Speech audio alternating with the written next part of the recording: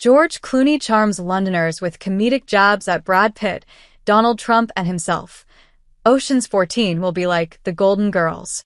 George Clooney had an enraptured London crowd in Stitches Friday, taking comedic jabs at President Trump and Brad Pitt, while also sharing the devastating put-down he received from his son recently. Clooney, whose latest film, J. Kelly, was released in theaters earlier this month, was in conversation with Scottish broadcaster Edith Bowman at the British Film Institute's large theatre on the south bank of the River Thames.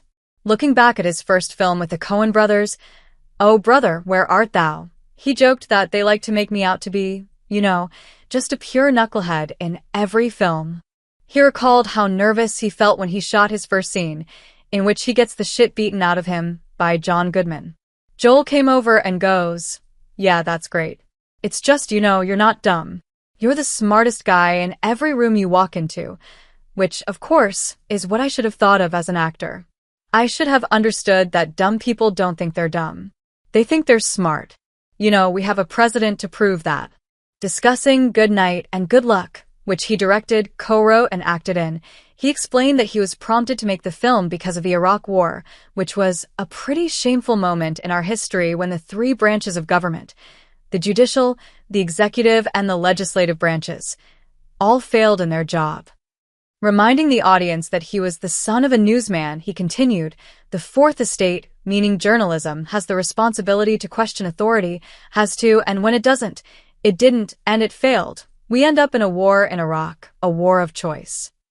He also mentioned the flack he received for criticizing the war. "And it's funny too, by the way, they protested against me. There was only about 5 of us that came out at that point. People forget that. The government put me on a deck of cards, called it a deck of traitors.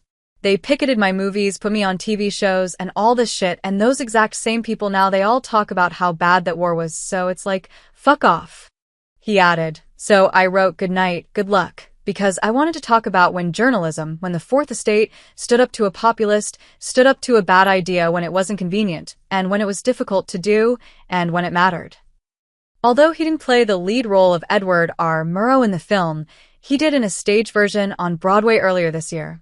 It was fun to do it, and there was a different urgency to do the play this spring.